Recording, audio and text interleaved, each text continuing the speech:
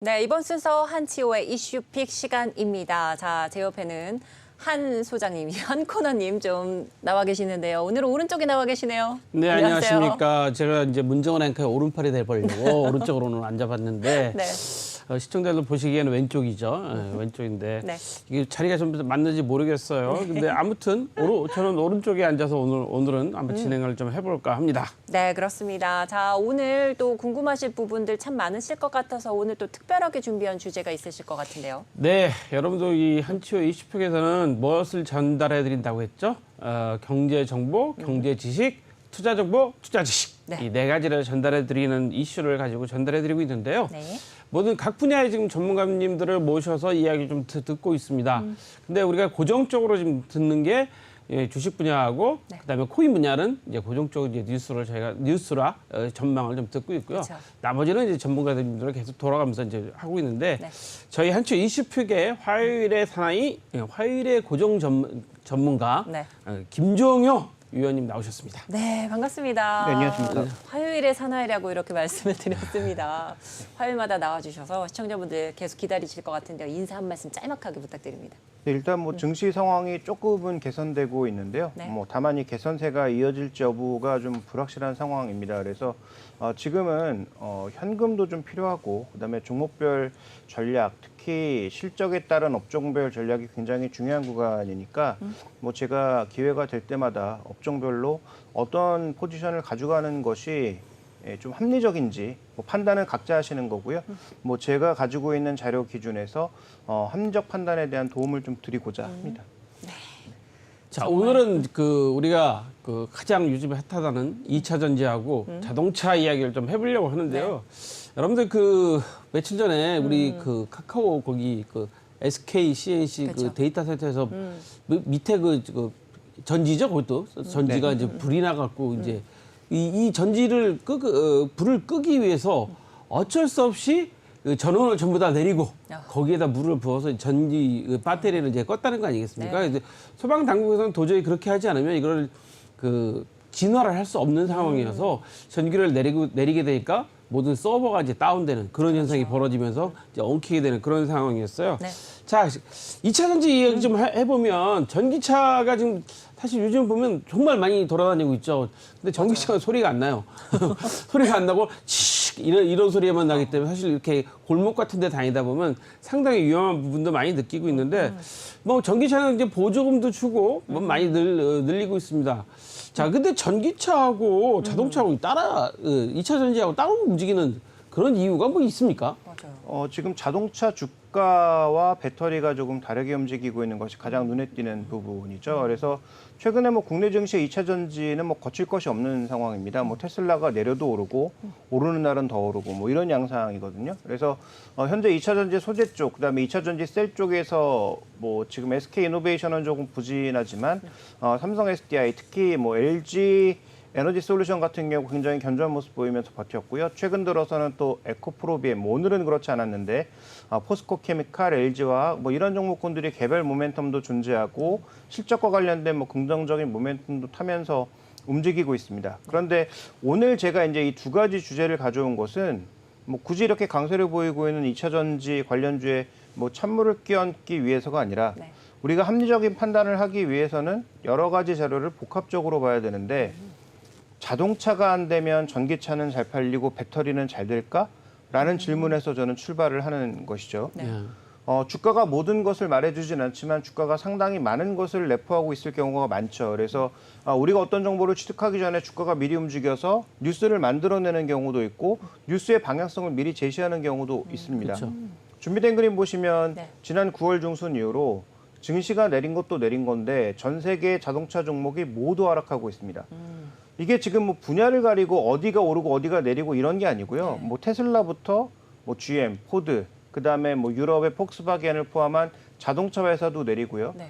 자동차 부품 회사도 전반적으로 보시면 지금 뭐 보쉬, 덴소 뭐 이런 종목군들도 전반적으로 다 내리고 있는 양상이어서 실적이 좋다는데 왜 내릴까라는 물음을 던질 수밖에 없는 그런 상황이라는 거죠. 그래서 우리가 뭐 전기차 잘 될 거니까 전기차 소재와 전기차 배터리에 대해서 지금도 투자해야지, 늦지 않았지, 투자 더 해야지, 앞으로 더 올라가겠지라는 생각을 가지는 게 합리적이긴 하지만 우리가 근본적으로 자동차 시장 자체가 안 좋은데 2차 전지가 과연 잘 될 수 있나? 왜냐하면 전기차 가격이 비싸잖아요. 그죠. 거기다가 금리도 올랐잖아요. 그렇죠. 그러면 전기차 대부분 이제 뭐 사시려면 할부금융 사용하실 텐데 그렇죠. 미국의 이제 연말 베이스 금리가 뭐 지금 5% 여기까지 나오고 있는 그런 그렇죠. 상황에서 만약에 우리가 4년, 5년 정도의 그 할부 기간을 적용을 해보면 거의 1, 2% 금리일 때 그 낼 수 있는 돈과 그다음에 지금 5% 가까이 됐을 때 돈이 과연 같을까에 대해서 또 고민이 필요한 거죠. 그러면 내년에 전기차 안 팔리는데 전기차 소재만 계속 가는 거에 대한 물음은 우리가 지금부터 가져야만 하고 또 자동차 실적에 대해서도 좀 고민이 필요한 부분이다. 그래서 얼마 전 UBS의 보고서에서 내년에 자동차는 공급 과잉이다라는 얘기가 나오고 있으니까 그와 관련돼서 그게 뭐 진실일지 아닐지는 지켜봐야 되겠지만 네. 어쨌든 주가가 민감하게 반응하고 있으니 이것부터 조금 지켜봐야 될 것 같습니다. 네, 맞습니다. 이 자동차 이야기를 좀 하시니까 네. 이제 몇 가지 좀 저도 요즘 최근에 제 주변이나 많은 분들이 아마 느끼실 겁니다. 이런 것들을 어떤 일이 벌어지냐면 전기차하고 사고 나시면은요 그 어마무시하게 그 수리비가 많이 들어가고 그다음에 그 수리비도 보상해 주셔야 하고 또 전기차를 아예 폐차를 시키는 그런 경우가 지금 많이 있더라고요. 그래서 왜 그런가 물어봤더니 이 전기차 배터리가 이렇게 배열이 흐트러져 버리면 그걸 다시 쓸 수가 없답니다. 네. 그래서 그거를 다시 아예 바꿔야 되기 때문에 그러면 그 수리비보다 오히려 새 차를 사는 게 더 낫다. 폐차를 시키고 뭐 이런 현상들이 벌어지고 있어서 제 사실 가족도 얼마 전에 그 전기차하고 사고가 나가지고 네. 본인 차도 폐차를 했는데 전기차는 당연히 폐차를 시켜버렸어요. 그러니까 이게 4천 몇백만 원을 그 보상해 줘야 된다고 그렇다고 그러더라고요. 네. 그러니까 이게 전기차에 대한 매력이 지금 뭐 환경이니 뭐 ESG니 뭐 여러 가지 때문에 말씀들은 하지만 이 전기차에 대한 매력이 너무 이런 그 가격이나 이런 것 때문에 크기 때문에 좀 계속 간격이 좀 벌어지고 있는 것 같다는 생각도 들어요. 네. 뭐 여러 가지 논란이 있을 수 있지만 뭐 전기차의 방향성에 대해서 의심하는 분은 없죠. 없죠. 그러니까 뭐 전기차로 가고 그다음에 뭐 일부 차량에 대해서 뭐 수소차로도 가고 그다음에 지금 현대가 연구하고 있는 차 중에 하나가 수소하고 전기 하이브리드. 그래, 하이브리드. 그러니까 이제 내연기관과 전기차의 하이브리드가 아니고 수소와 수소와 전기차의 하이브리드를 통해서 굉장히 이제 레트로한 그런 디자인의 슈퍼카를 지금 현대차 내에서 뭐 실험도 하고 있거든요. 그래서 이런 차는 좀 빨리 나와야 된다라는 뭐 그런 요구도 있는 상황이어서 미래 방향성에 대해서에 대한 의심은 없습니다. 그런데 가는 과정에서 이제 말씀해 주셨던 것처럼 여러 가지 논란이 계속 쌓일 수 있는 측면이 분명히 있기 때문에 이런 부분들은 점검하고 가야 되고요. 자동차 이제 본질로 돌아와서 우리가 한 가지 더 지적해 봐야 될 건 연초에 이제 우리가 자동차를 좋게 봤던 대표적인 이유, 뭐 저도 마찬가지였고 재고가 없었거든요. 그렇죠. 네. 자동차의 재고가 만들지를 못하니까 재고가 비어 있는 상태에서 수요만 올라가다 보니까 현대차가 미국에서 팔 때 그동안 지급했던 그 프로모션은 주지 않고 오히려 프로모션을 받으면서 팔아야 되는 그런 상황까지 가면서 네, 네. 뭐 이게 되게 뭐 상전벽해 아닙니까? 몇 년 전만 해도 그랜저 사면 아반떼 얹어주던 현대차가 맞아요. 네, 지금은 뭐 지금 프리미엄을 하나도 얹어주지 않고 오히려 이제 돈을 더 떵떵거리면서 내야 팔 수 있는 그런 상황인데다가 그다음에 단가가 높은 그런 차들을 많이 팔기 시작하면서 수익이 좋아졌고 환율 효과로 또 수익이 되고 좋아진 상황인 거죠. 그래서 재고를 채우는 과정만 해도 차가 많이 안 팔려도 재고를 채우는 과정만 하더라도 실적이 좋아질 거다라는 그런 예상이 있었는데 준비된 그림 보시면 지금 생산과 판매를 봤을 때 11개월 연속으로 이게 상회하는 현상이 나타나고 있고 이게 이제 초반에는 수요 공급이 안 맞아서 나타난 현상, 즉 공급 때문에 나타나는 현상이라면 뒤쪽에서는 만들어지는 게 이제 제대로 만들어지기 시작하면서 수요와 이제 점점 엇갈리기 시작하는 양상이 나타났다. 그러면 상반기 초에는 재고가 부족해서 좋게 봤는데 지금은 이제 재고가 쌓일 수 있는 구간으로 가고 있다. 그래서 자동차는 UBS의 전망대로 내년에 뭐 지역별로 유럽은 못 만들어서 부품이 부족해서 그럴 수 있고요. 그다음에 미국을 포함한 이런 지역은 뭐 상대적으로 나아 보이긴 하지만 그 올라간 그 자동차 가격 때문에 과연 판매량이 예상한 만큼 올라갈 수 있을까에 대한 고민, 특히 전기차의 보조금이 특정 차에만 지급되는 상황으로 간다면 과연 판매량이 예상만큼 빠르게 증가할 것인가에 대한 고민을 우리가 좀 스스로 할 수밖에 없는 그런 상황이 아닌가 이렇게 보고 있습니다. 네. 예, 말씀 충분히 이해가 되는 게 이 전기차 좀 전에 제가 폐차시켰다고 말씀드렸잖아요. 그분은 이제 개인 택시를 하신 분이었고 부득이하게 폐차를 시키고 차를 신청했더니 2달 반이 걸린다고 그랬대요, 처음에는. 근데 한 달도 안 돼서 차가 나왔어요. 그 얘기는 무슨 얘기냐. 네.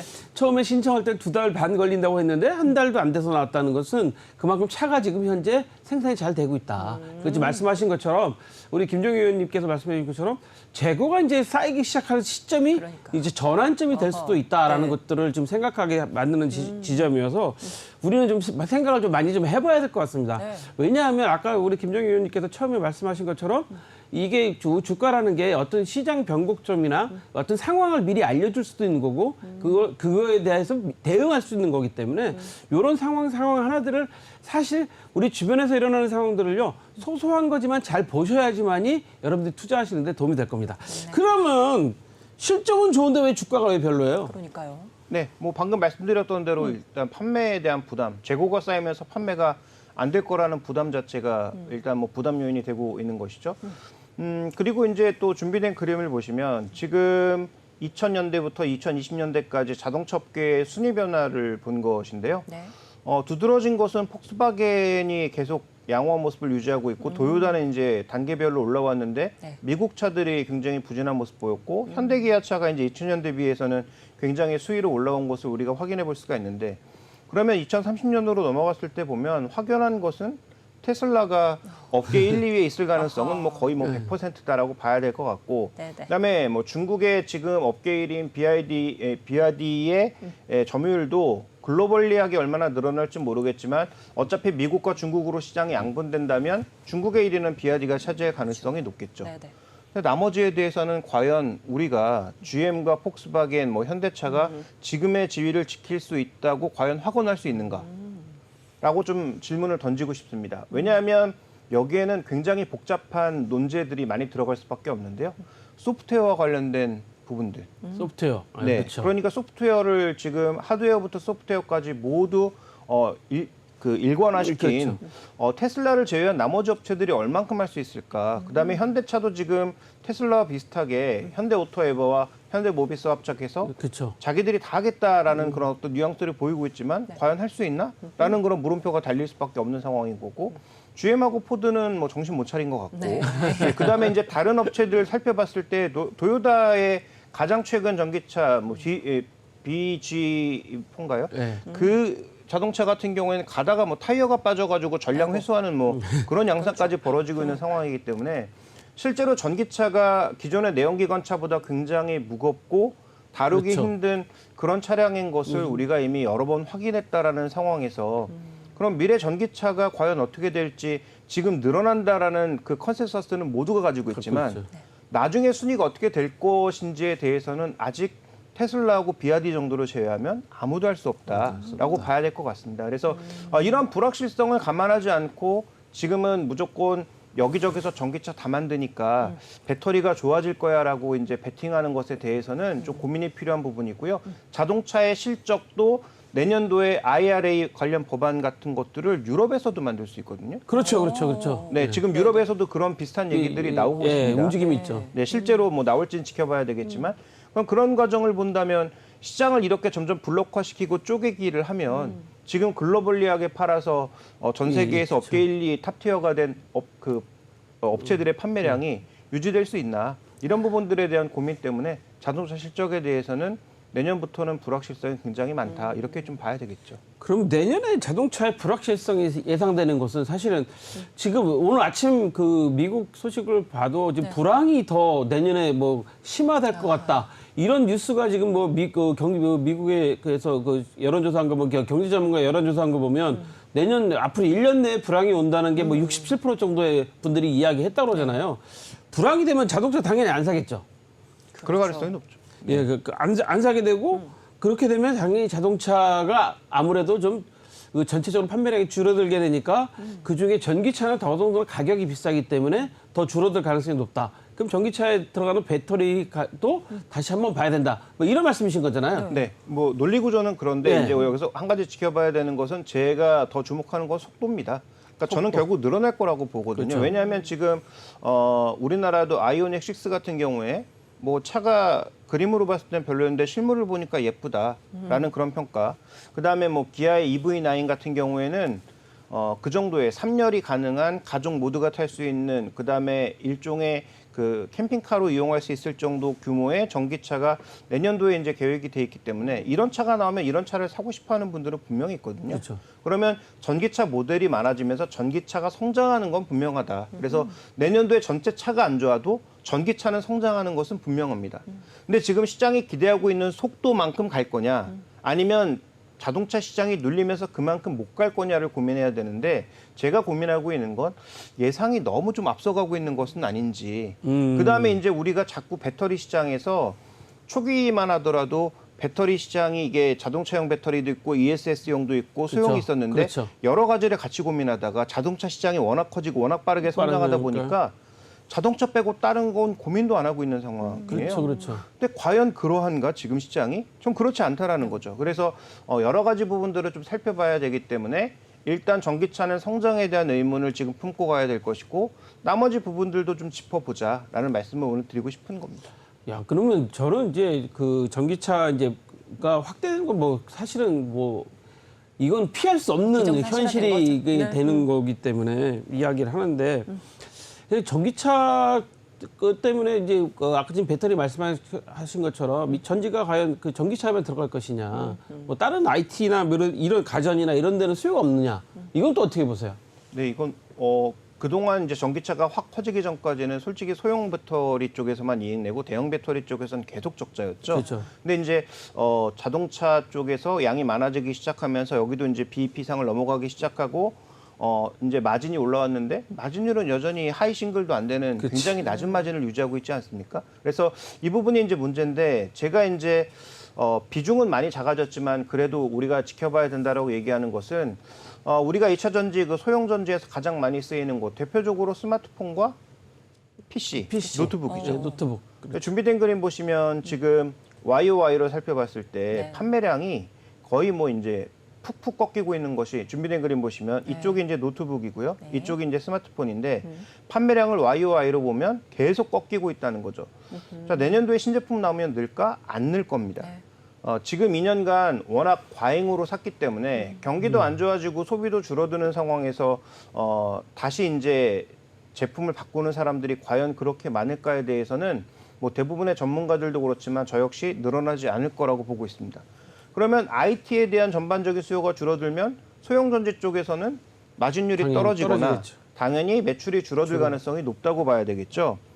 그리고 또 하나 이제 우리가 기대하고 있는 것은 뭐냐면 지금의 이 그림은 뭐 전략 쪽에서 제가 따온 그림이기 때문에 뭐 더 여러 가지 얘기를 할 수 있지만 위쪽에 이제 생산자 재고순환과 IT 재고순환 쪽에서만 말씀을 드리면 재고순환이 보통 3분기에 확 안 좋아졌다가 4분기에 신제품 나오고 할인 판매하면서 대부분 개선되는 게 개선됐다. 일반적인 상황인데요.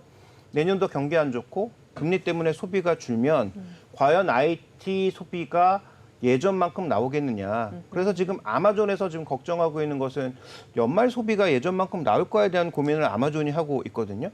그러면 이런 부분들을 고려해 봤을 때 IT 세트가 여전히 소비되지 않으면 쌓여있는 IT 재고가 쉽게 소화되지 되지 않는다. 않을 거라는 거고요. 네, 네. 그러면 당연히 가동률이 낮아질 거라는 거죠. 그래서 2차 전지 쪽에서 일단 중소형 수요는 내년에 별 볼 일이 없다. 실제로 언제 회복될지 조금 알 수가 없다. 알 수가 그래서 없다. 전체적으로 일단 중소형 쪽에서는 내년도에 기대할 게 별로 없는데 그럼 기대할 건 자동차밖에 없는데 자동차가 예상만큼 팔리거나 예상보다 더 많이 팔리면 커버가 충분히 가능하겠죠.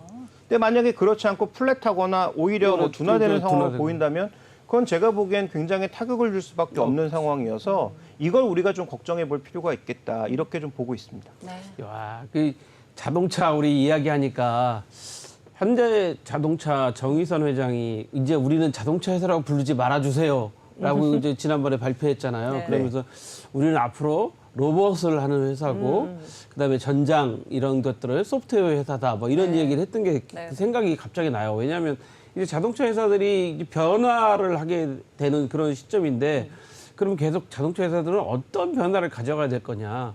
그래서 사실 UAM 사업에 대해서도 다들 이제 뛰어들고 있는데 UAM 사업에 무려 그 실증 사업에 64개의 그 컨소시엄이 들어왔다고 해서 저도 깜짝 놀랐습니다. 자, 그러면 이제 2차 전지 얘기 또 계속 좀 해볼게요. 네네. 이제 이번에 사실 그 화재 사건, 그 우리 데이터 센터 화재 사건을 보면서 2차 전지의 중요성에 대해서 우리가 다시 한 번 더 느끼게 되지 않았습니까? 그 보안이나 안전성 이런 거에 대해서. 그러면 셀 소재 뭐 좀 어떻게 보세요? 좀 매력이 있어요? 네, 일단 그 준비된 표가 조금 너무 작아서 잘 안 보이실 수 있는데 네. 다른 산업과 섞여 있는 대표적으로 봤을 때 뭐 고려아연 같은 경우, 그다음에 이 중에서 뭐 동진세미킴이라든지 일부 다른 산업과 연관되어 있는 종목군들은 그나마 밸류에이션이 조금 낮습니다. SK이노베이션도 정유사가 있기 때문에 밸류가 낮지만 순수 전지업체 LG에너지솔루션 같은 경우, 삼성 SDI 같은 경우 전반적인 밸류가 굉장히 높죠. 그나마 삼성 SDI는 20배 정도인데 LG에너지솔루션은 지금 뭐 100배가 넘고요. 올해 기준으로는 내년도 포워딩에도 67배 정도의 수준. 예상했던 실적이 나왔을 때 얘기를 하는 거죠. PB 관점으로도 지금 시장이 0.8배 수준으로 떨어졌는데 이건 6.3배, 내년에 5.8배. 그러면 우리가 여기서 생각해 봐야 되는 건 이 정도의 밸류를 갈 수 있을 정도로 빠르게 성장하거나 마진이 높거나 둘 중에 하나만 달성해도 괜찮을 수 있는데 아까 제가 뭐라고 말씀드렸습니까? 우리나라 그 생산업체들 여전히 5%대 마진을 간신히 유지하고 있는 게 현실입니다. 거기다가 이제 환율 효과 때문에 조금 더 마진이 좋아진 정도라는 거죠. 그러면 우리가 여기서 이제 주목해 봐야 될 거 내년부터 이제 미국에서 생산한다? 그러면 미국에서 생산하는 게 주로 이제 조인트 벤처 법인으로 생산하는 거잖아요. 그렇죠. GM과 네. LG가 합작한 얼티엄 셀이라든지 그다음에 이제 뭐 포드와 SK온이 합작한 이런 법인에서 이제 생산해 낸다라는 것인데 이 마진율 얼마나 줄까요? 마진율? 그렇게 주지 않겠어요? 네. 그래서 이제 뭐 그 부분에 대해서 뭐 각자의 생각이 다르시겠지만 저는 뭐 그렇게 높게 주진 않을 그러니까요. 거다라고 네. 판단을 하고 있고요. 그렇게 본다면 지금 과연 이 밸류를 정당화하려면 그러면 마진율로는 안 될 거고 성장 속도일 가능성이 높은데 과연 그 정도의 성장 속도를 경기 침체와 소비 감소 속에서도 과연 자동차만 전기차만 보일 수 있을지 저는 그 부분에 대해서는 의문을 표시하고 싶어서 지금 오르고 있는 종목, 추세를 타고 가고 있는 종목 쉽게 매도하기가 어렵죠. 어렵죠. 그다음에 고점인지를 알기도 어렵죠. 어렵죠. 그렇지만 전 그럼에도 불구하고 비중이 많으신 분들은 여기서 더 태우는 것이 아니라 지금부터는 내가 정해둔 가격을 기준으로 넘어가는 수준에서는 비중을 줄일 필요가 있겠다. 아니면 고점이 어딘지 모르는데 먼저 팔면 어떡하냐. 어깨가 어딘지도 모르는데 그렇죠. 이렇게 이제 반문하신다면 그러면 이제 내가 그 기준을 정해주는 거죠. 뭐 예를 들어서 22선을 깨면 난 팔겠다라든지 그렇지. 아니면 뭐 어느 정도의 가격을 깨면 팔겠다라든지 네. 그 정도의 이제 기준을 정해두고 지금부터는 비중을 늘릴 때가 아니라 어떻게 효율적으로 이익을 실현해 갈 수 있는가. 2020년부터 지난 1년 반 동안 시장을 이끌어왔던 BBIG 중에 유일하게 살아남아 있는 배터리가 3년 연속으로 주도주로 자리매김할 가능성을 저는 20% 이하라고 보고 있습니다. 20% 이하요? 네, 그래서 내년도에는 주도주가 될 가능성이 없다. 그래서 그런 과정에서 보면 작년에 우리가 그렇게 믿었던 네카오가 결국 뭐 고점 대비 80%, 50% 하락률이 나오듯이 결국 이들 종목도 뭐 그 정도까지는 아니겠지만 성장 속도가 있어서 그 정도까지는 아니겠지만 올해 같은 성장 속도가 계속 나타날 개연성에 대해서는 기대를 낮추는 것이 저는 합리적이다라고 보고 있고요. 중국과 미국의 시장을 점점 갈라치기 하면 갈라치기 할수록 점점 더 그 가능성은 떨어지는 거죠. 왜냐하면 팔 지역이 뻔하고 그 안에서 경쟁해야 되는 건 분명하니까요. 네. 그래서 이제 2차 전지 쪽을 믿으시는 분들은 다 이런 얘기를 하십니다. 야, 미국의 배터리를 공급할 회사가 우리 빼면 없어. 맞는 얘기죠.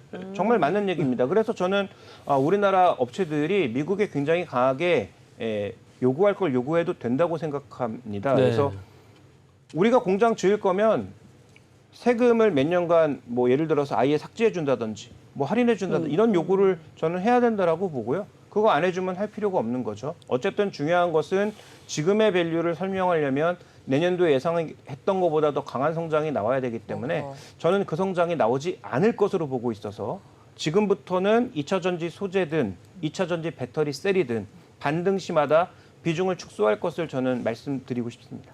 야, 그러면 이제 우리 김종인 의원님께서 이제 생각하시는 것은 2차 전지가 내년에는 생각보다 그렇게 전망이 밝지 않다. 우리가 그러기 때문에 지금 본인들이 생각하시는 기준점을 두시고 그 기준점에서 도달됐을 때는 비중을 좀 줄여나가라. 그게 현명한 투자 아니겠느냐. 이렇게 지금 권유해 주시는데 자동차도 좀 그런가요? 그러니까. 네, 자동차도 이제 뭐 국내로 보면 현대기아차가 굉장히 밸류 기준으로 이게 준비된 표를 네. 한번 보시면 올해 기준으로 PR 4배, 현대차와 기아차가 PR 4배 수준이죠. 예.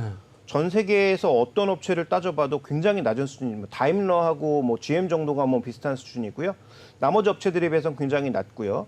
EPS 그로스도 보시면 지금 성장률이 다른 나라 업체들 아무리 많이 성장해봐야 30%인데 우리나라만 지금 50%, 40% 성장했다는 점을 그렇죠. 고려해 볼 때 굉장히 이제 탄탄하게 우리나라가 성장했다라고 볼 수 있는데 여기에 70%가 환율 효과라면 그러면 내년도에도 환율이 과연 1,600원, 1,700원 갈 것인가? 아, 그러면 안 돼요. 네, 뭐 그러면 안 되기도 하고 그다음에 그 정도의 환율 효과를 보이면서 차량을 몇 대 못 팔아도 그 환율 효과 때문에 수익성이 보장되는 그런 상황으로 갈 것인가? 그렇지. 그러면 올해 EPS 그로스를 아까 환율 효과로 설명을 한다면 그걸 빼고 봤을 때 과연 우리가 4배라는 밸류에이션을 신뢰할 수 있는가라는 부분이고요. 그다음에 PB 관점에서 봤을 때는 뭐 전 세계가 다 쌉니다. 뭐 테슬라는 여기서 제가 보기에 넣으면 바이어스가 생기니까 아예 뺀 것 같은데요. 근데 전체적으로 지금 기존 자동차들의 PBR을 보면 한 배를 넘는 기업이 도요타 정도로 제외하면 아예 없는 상황인 거죠. 그러면 PB 관점에서는 비슷하고 네. PE 관점에서는 환율 효과를 고려해 봤을 때 과연 현대기아차가 그렇게 뛰어난 상황인가 되짚어 보면 자동차 쪽에서도 지금 살만한 종목이 잘 보이지 않는다.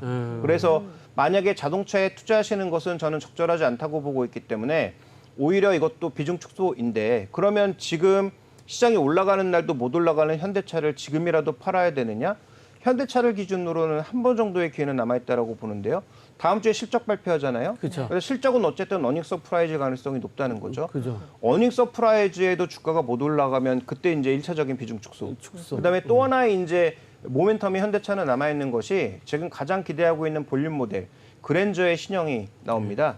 그 과거에 이제 영화를 들였던 갓그랜저를 모방한 비슷하게 나온다. 네, 그 모델이 비슷하게 나온다고 그러더라고요. 네, 예. 뭐 11월에 나올지 뭐 12월에 나올지 날짜는 아직 정해지지 않았는데 지금 뭐 대기자만 4만이거든요. 그래서 이 정도의 이제 모멘텀은 기대할 수 있기 때문에 지금처럼 이렇게 힘없이 하락하는 구간에서 팔기보다는 그런 모멘텀이 나왔을 때 반등이 일정 부분 나올 수 있다라고 보고 있고 그런 반등이 나올 때 이제 우리가 일정 부분 좀 비중을 줄이는 것이 좋지 않겠는가. 그래서 2024년 23년 저는 자동차에 대해서는 좀 안 좋게 보고 있고 오히려 자동차를 우리가 주목해봐야 되는 시기는 이런 것들이 뭐 블록 정리도 끝나고 그다음에 우리가 뭐 공장 정리도 좀 끝나고 공급망 재편도 끝나는 아마도 2023년 말이나 그 정도에 좀 다시 투자 기회가 있을 거라고 판단하고 있어서 자동차는 일단 배터리와 더불어서 반등 시 비중 축소 의견으로 정리해 보도록 하겠습니다. 와, 그러니까 자동차는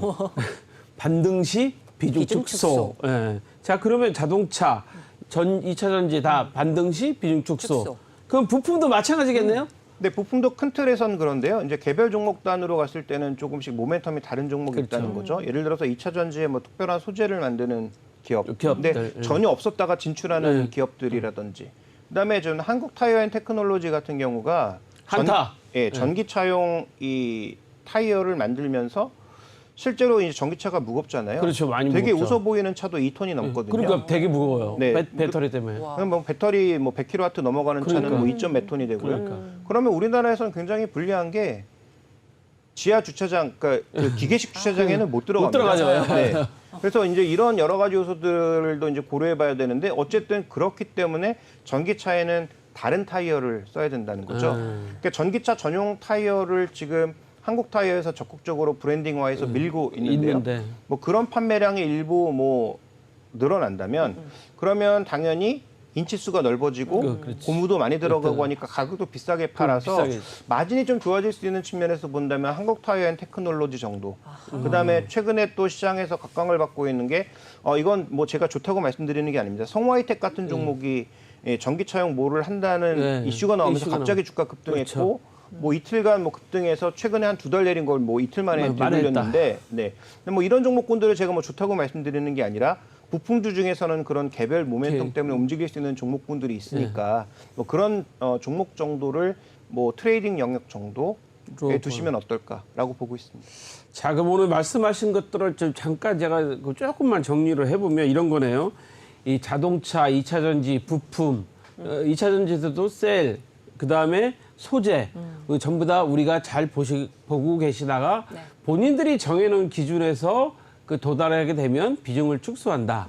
다만 지금 말씀하신 것처럼 부품 같은 경우에는 그 특성이 다 다르기 때문에 개별 종목적으로 이 모멘텀이 나오는 게 있으면 그런 부분들에 대해서는 트레이드 관점에서 다시 한번 보시면 되겠다. 뭐 이렇게 대충 정리가 되는 거네요. 네. 아, 자동차 이거 걱정인데 이거. 그러니까요. 예? 완전히 자동차 이거 걱정스러운데 사실은 시청자 여러분들도 잘 아셔야 되는 게 우리 김정희 의원님 말씀하신 것처럼 전기차가 무겁습니다. 네. 무겁다 보니까 지금 말씀한 것처럼 뭐 기기식 주차장에 제대로 들어가지 못한다든가 뭐 이런 어려움이 있으니까 사실 이건 전기차 구매할 때도 우리가 좀 감안 요소가 좀 돼야 될 것 같고 충전시킬 때도 그 여러 가지 그 충전 장소가 많지 않기 때문에 시간이 걸리기 때문에 이런 것도 좀 감안을 해보셔야 될 것 같습니다. 집밥에 대해서는 분명히 체크를 하셔야 되겠죠. 그렇죠. 전기차 살 때 집밥은 무조건 핵심입니다. 집밥? 네, 집에서 충전할 수 있는 집밥. 우리 집 앞에 충전기가 있다. 있나. 집 안에 있으면 더욱 좋고요. 그다음에 아파트에서는 과연 과연, 몇 면이나 그 과연. 전기차와 관련된 확보되어 있는지 만약에 그거 확보되지 않다면 전기차를 사는 건 생각보다 굉장히 어려움을 겪을 수 리스크가 있기 많죠. 때문에 불편함이 있다. 네. 맞아, 맞아. 그래서 전기차는 앞으로 확대해야 되겠지만 그 시간이 얼마나 걸릴지는 우리가 좀 잘 보면서 전기차에 대해서 대응을 해야 되겠다. 네. 자, 이런 말씀 해주셨는데 저는 사실 오늘 또 궁금한 게 한 가지 있어요. 이 뉴스를 보면 네. 영국의 이 트러스 총리 여자잖아요. 맞아요. 이분이 그 감세안을 이야기를 했다가 네. 갑자기 그냥 난리가 금융시장에 유동을 쳤어요. 그 불안감에. 그런데 이제 헌트 장관, 영화 제목이 아닙니다. 헌트 장관께서, 신임 장관. 네. 헌트 장관이 감세 정책을 전부 취소시키겠다, 하지 않겠다. 우리는 이 안정적으로 가야 된다. 나라가 빚을 지는 건 옳지 않겠다고 해가지고 또 어제 갑자기 또 이제 미국 시장을 해서 전부 다 안정화를 됐어요. 그렇죠, 그렇죠. 그 영국에는 왜 이렇게 오락가락하는 겁니까, 이거? 네. 결국은 뭐 지금 뒤돌아보면 뭐 총리의 실수였다라는 게 정설인 것 같고요. 그 다음에 희생된 재무장관은 결국은 그냥 총리 대신에 책임을 지고 물러난 것이다 이렇게 봐야 될 것 같고요. 지금 뭐 제가 알기로는 영국 법상 총리가 되면 일단 1년은 가야 되는 것으로 알고 있는데 지금 얘기가 나오고 있는 것은 과연 1년 갈 수 있느냐. 당장 이제 내려와야 되는 거 아니냐. 오히려 헌트 지금 신임 재무장관을 총리로 올려야 되는 게 아니냐라는 그런 뉘앙스도 많이 언급이 되고 있는 것 같습니다. 그렇죠. 그래서 지금 스스로 사퇴하지 않는 한 지금 1년은 가야 되는 상황인데 본인은 사퇴할 생각이 없다라고 얘기를 했고 네. 그래서 과연 영국 사태는 어떻게 전개될지는 조금 지켜봐야 되는데 핵심은 어쨌든 리스크를 확 높였다가 어쨌든 리스크를 조금 축소한 것은 그나마 이제 긍정적이라고 볼 수 있는 요인입니다. 물론 앞으로 여지는 남아 있으나 그래도 이 굉장히 시위를 팽팽하게 당겼던 그런 위기 상황에서 어쨌든 시위를 다시 느슨하게 풀어준 정도라고 볼 수 있는 상황인 거고요. 그다음에 이제 또 하나 이제 우리가 오늘 눈여겨서 봐야 되는 뉴스는 네. 그 미국에서 재무부가 QE 비슷한 걸 하는데 우리 QE는 아니다라는 얘기를 했던 게 제가 보기엔 좀 더 지켜봐야 될 이슈가 아닌가. 그래서 국채를 바이백할 건데 살 건데 그렇죠. 이게 연준이 사는 게 아니기 때문에 QE는 아니다. 그건 뭔 말이야 도대체. QE 효과를 내면서 QE는 아니다라고 얘기하고 있는 거죠. 네. 그러니까 이것도 어떻게 보면 뭐 얼마나 사는지 이런 정확한 계획이 나와 있지 않아서 아직 우리가 뭐 좀 더 뉴스를 지켜볼 필요가 있겠습니다만 이게 뭐 미국 금리도 워낙 막 솟구치니까 그렇죠. 금리라도 누르기 위해서 이제 구두 개입을 정도를 한 것인지 우리도 지금 뭐 채안 펀드 얘기가 나오고 있는데 그렇죠. 미국도 이제 재무부에서 개입을 해서 채안 펀드와 비슷한 효과를 주려고 하는 것인지.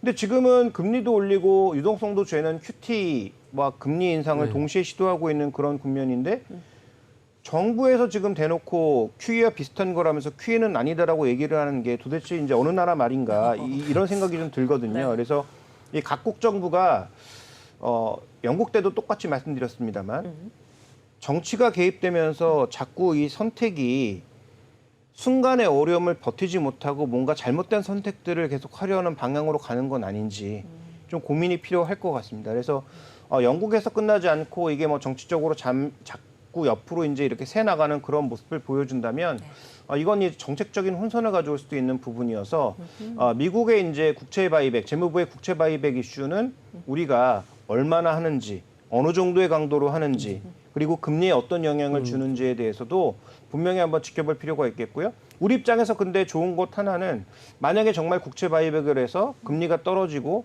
그렇죠. 만약에 자금을 좀 공급한다, 채권 시장에 어떤 안정을 가져올 만한 뒷배경이 생긴다라는 생각이 들면 달러가 일단 고개를 좀 숙일 수 있거든요. 그렇죠. 물론 이게 유로존이나 유럽에서 또 영국에서 난리가 나면 다시 또 달러는 밀려 올라가겠지만 이쪽이 이제 변수가 없다라는 것을 가정을 했을 때 미국 변수만 놓고 보면 지금 자금을 공급하는 것은 그동안 유독 강했던 달러의 강세를 조금 눌러주는 요인이 될 수 있습니다. 그래서 그 부분은 환율 측면에서 우리에게 좀 유리한 측면이 있어서 국내 증시에는 일단 중립적인 이슈로 보이나 자꾸 이렇게 뭔가 정책의 엇박자가 날 만한 얘기들이 우리가 선진국이라고 얘기했던 국가에서 언급되는 것은 저는 그렇게 좋은 뉴스 같지는 않습니다. 아, 그러니까 지금 영국도 이렇게 오락가락하고 있고 미국도 이야기를 하긴 했는데 이게 뭘 어떻게 하겠다는지 확실치 않게 이야기하고 이런 것들이 결국은 증시에는 악영향을 미칠 수 있다. 계속 악영향이고 불확실성의 시대다. 네. 저는 이렇게 들리거든요. 이렇게 네. 듣는 게 맞는 건가요?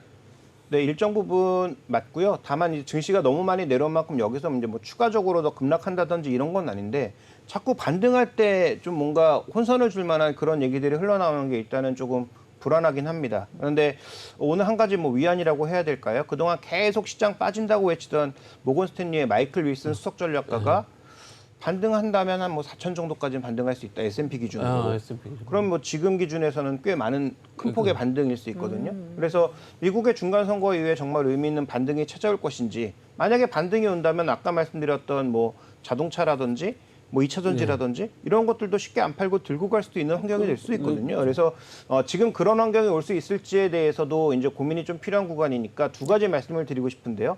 중장기적으로 봤을 때 정책 혼선은 계속 우리가 안고 가야 될 뭔가 굉장히 속 불편한 변수다라는 것. 그런데 이게 단기적으로라기보다는 중장기적인 이슈가 될 가능성이 높고요.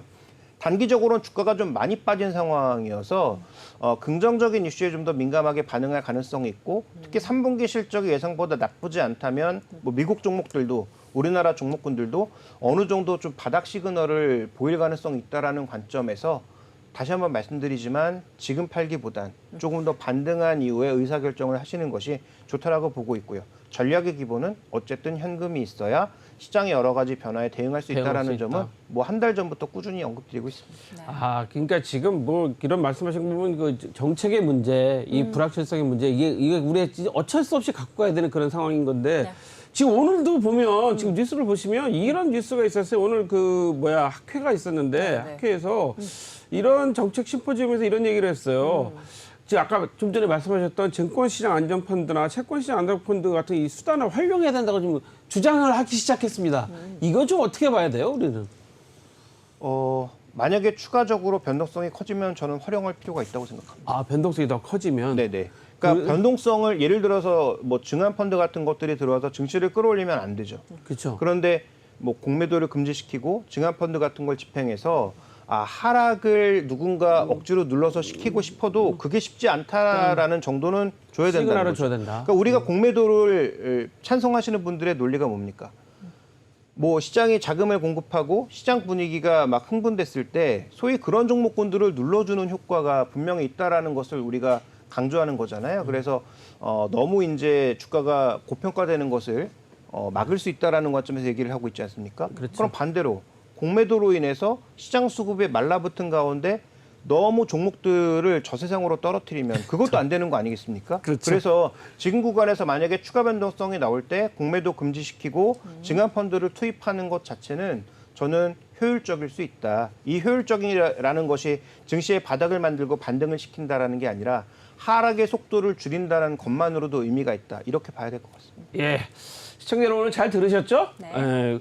잘 준비하고 계시다가 한 번 더 준비하는 자세가 더 필요하고 네. 하다. 뉴스를 잘 보셔야 될 것 같습니다. 네. 오늘 여기까지입니다. 네, 그렇습니다. 오늘 자동차 산업과 관련해서 전기차 이슈 또 2차 전지까지 면밀하게 훑어주셨습니다. 오늘 인포스탁 델리 김종효 전문위원님 감사드립니다.